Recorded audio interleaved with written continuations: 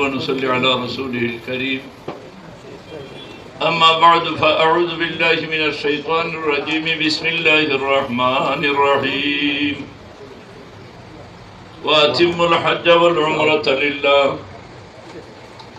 وقال النبي صلى الله عليه وسلم الحجاج والعمار وفد الله يعطيهم ما سألوا ويستجيب لهم ما دعوا وقال النبي صلى الله عليه وسلم من زار قبري بعد مماتي كأنما زارني في حياتي ومن زارني في حياتي وجبت له شفاعتي صدق رسول الله صلى الله عليه وسلم এক দুইবার দুরূদ শরীফ পড়ি সাল্লাল্লাহু وعلى آله وصحبه وسلم صلى الله على سيدنا مولانا محمد وعلى آله وصحبه وسلم Al-Hadi Travels and Tourist Travels কর্তৃক আয়োজিত আজকে প্রশিক্ষণ উমরা কাফেলা প্রশিক্ষণশালা অনুষ্ঠানের সম্মানিত সভাপতি এবং ওয়াজিবুল ইহতারাম হযরত উলামায়ে কেরাম মুরব্বিয়ানে আযম নওজোয়ান ভাই, আমার মধ্যে এটা কোনো যোগ্যতা নাই যে আপনারা দুই সাইড কথা হইয়া শান্তি দিতাম পারব। আমি কোরআনে কারীম থেকে পয়লা যে আয়াত তিলাওয়াত করছি, এই আয়াতও দুইটা শব্দ সুস্পষ্টভাবে ওয়াতিমুল হাজ্জা ওয়াল উমরাতা লিল্লাহ, তোমরা হজ এবং উমরাকে আল্লাহর জন্য আদায় করো। কার জন্য? আল্লাহর জন্য। ইনো মাঝখানে আর কেউ নেই, একই শব্দ হইল লিল্লাহ, আল্লাহর সন্তুষ্টির জন্য। এত ত্যাগ, টাকা পয়সা খরচ সব কিছুর মূল মকসুদ হইল আল্লাহ। কেউ কেউ কইয়া তা কই আমরা হজো যাইয়া, কথাটা সঠিক না ভুল? ভুল থাকি জীবন আমরা বাঁচিয়া থাকতাম। হজ শুধুমাত্র বছর একদিন, 9 দিন হজ আর ভার মাত্র যে হাজির হইতে পারছে তার নাম হইল হজের। আমার হাফিজ সাহেব তিলাওয়াত করছেন আল হাজ্জু আশহুরুম মা'লুমাত, হজের জন্য নির্ধারিত মাস রয়েছে, নির্ধারিত টাইম রয়েছে, নির্ধারিত দিন রয়েছে। এই আর কি হজো রুতায় হইতে আমার আব্বা খাইল হজো দেখতে,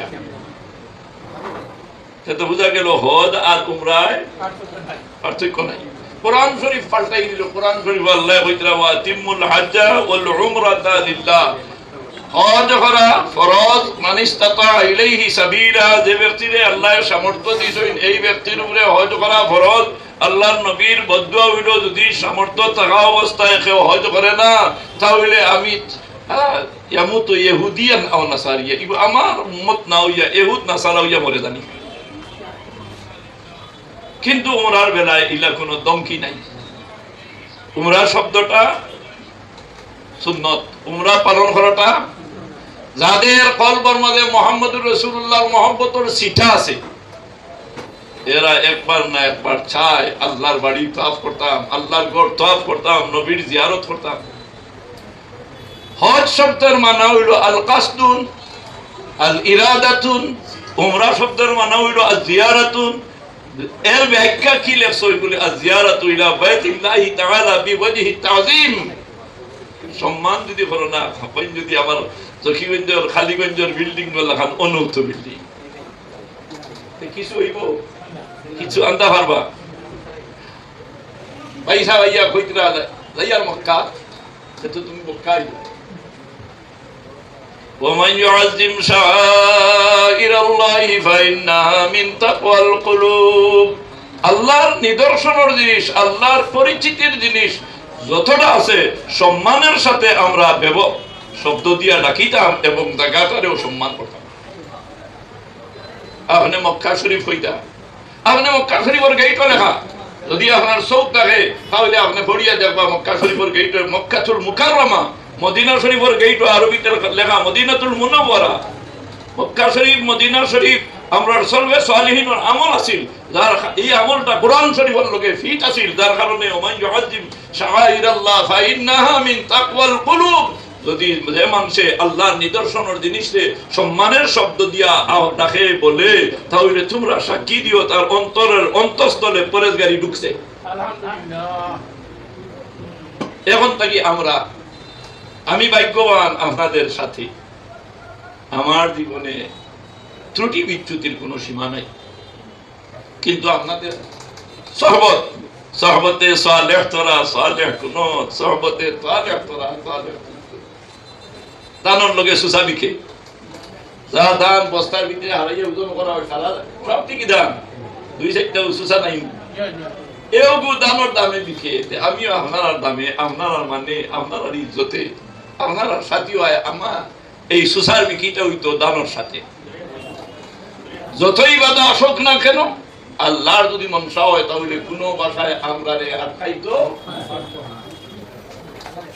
যার কারণে প্রথম আমার আবেদন হইল, এইবার আগে কেউ দিকেইলে বলে যে দিতাম খানো হদ করি না, আমার অনুরোধ কই দিতাম আপনার এইটা সম্ভব মক্কা শরীফ শব্দটা অন্তাই ফিট করিনটা বলে মক্কা শব্দ, কাবা শব্দ মুখ আনার বাদে বলে হোক দেখা যায় কাবা শরীফ, কাবা কোরআন শরীফ, মক্কা শরীফ, মদিনা শরীফ, রমজান শরীফ, মিলাদ শরীফ, কথা বুঝাইছে? সব লোকে শরীফ, মক্কা শরীফ, মদিনা শরীফ। इस हाथ पर चलते थे शहंशाह दो आलम, वो चश्म का सुरमा है मदीने की गली में, जे गली गली ताजदारे मदीना सलाबिरा पड़ছই, আটাবিরা পড়ছই, ও জায়গা আমরা শহর দাইয়ার আলহামদুলিল্লাহ। যেন নূর নবী চলাফেরা করছে। রাসূল পাক সাল্লাল্লাহু আলাইহি ওয়াসাল্লাম, আল্লাহ রাসূল সাল্লাল্লাহু আলাইহি ওয়াসাল্লাম যে মসজিদে কুবা আউয়াল মসজিদিন উসসিসা আলা তাকওয়া, মদিনা শরীফ সবচেয়ে সর্বপ্রথম যে মসজিদটা নির্মাণ করা হয়েছে, এই মসজিদের নাম হলো মসজিদে কুবা। এই মসজিদ দরজার উপরে লেখা, এই মসজিদ যে মানুষের 2 রাকাত নামাজ আদায় করলা একটা উমরার সওয়াব আল্লাহ দান। এই হাদিসটা কোন প্রেক্ষাপটে আইছে? রাসূল পাক সাল্লাল্লাহু আলাইহি সাল্লামের সময় এই মসজিদ 2 রাকাত নামাজ মানে উমরার ফজিলত বয়ান করলেন, তখন কিছু মানুষ মাজুর হয়ে গেছে, তা মানুষে আর উমরা করার লাভ হয়েছে, যারও কাতার খান্দা আরম্ভ করছে, হায় রে হায়, দিন নূর নবীর কি বয়ানে আমরা জানো খর যে উমরা দিতাম, কিন্তু তো নাই ছাড়া উমরা করা যায়। হুজুরে ওই সময় ওই গয়র মতলু দ্বারা জানাই দিলা আমার সাহাবীও কল, আমার সাহাবীও কল, সাহেবাও কল, নিয়া রাখো এই মসজিদ আল্লাহরে খুশ করার লাগি 2 রাকাত নামাজ পড়িলাও, তাহলে তোমার তার নামে এমন নামাজে উমরার সওয়াব আল্লাহ দিবা। সুবহানাল্লাহ। এটা তো এশকর মাদ্দা দেখিয়া। এর কারণে হজ আর উমরা 2টা জিনিস। আর হজর ফরজ হইল 3টা, হজর প্রশিক্ষণ নাই, উমরার প্রশিক্ষণ, কিন্তু উমরার ফরজ হইল 2টা। কয়টা? উমরার ফরজ 2টা। যদি একটা লাইকি তাইলে আপনার উমরা হবে না। এর মধ্যে একটা হইল মিকাত অতিক্রম করতাম না, এর আগে ইহরাম পরিধান করতাম। তা আমরা তো হলেও আলহামদুলিল্লাহ আমরার মিকাতর স্থান নাম হইল এলমলম ফাট। এলমলম ফাট তো আমরা দেখার কোনো সুযোগ নাই। এটা আমরা রওনা হইবার আগে এয়ারপোর্ট মসজিদ আছে, আমরা ইমিগ্রেশনের কাজ শেষ করিয়া সময় থাকবো, এর ভিতরে জোরন নামাজ আদায় করলাম, জোরন নামাজ আদায় করিয়া এহরাম পরিধান করবো। কিন্তু এহরাম পরিধান করতে নামাজের সময় 2 রাকাত উমরার উদ্দেশ্যে নামাজ পড়বো, এই সময় আমরা তকির সাথে পড়তাম, কারণ এই সময় তো আমরা এহরাম পড়ি, আবার এহরামের নিয়ত নাই। 2 রাকাত নামাজ তকির হিন্দিয়া পড়ি, তকির ছাড়া নামাজ মাকরুহ।